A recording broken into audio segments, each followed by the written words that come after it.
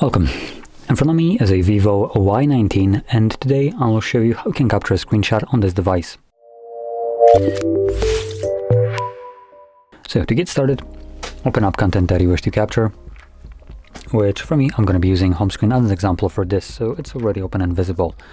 But once your content is prepped, all you need to do is hold your power button and volume down at the same time, like so.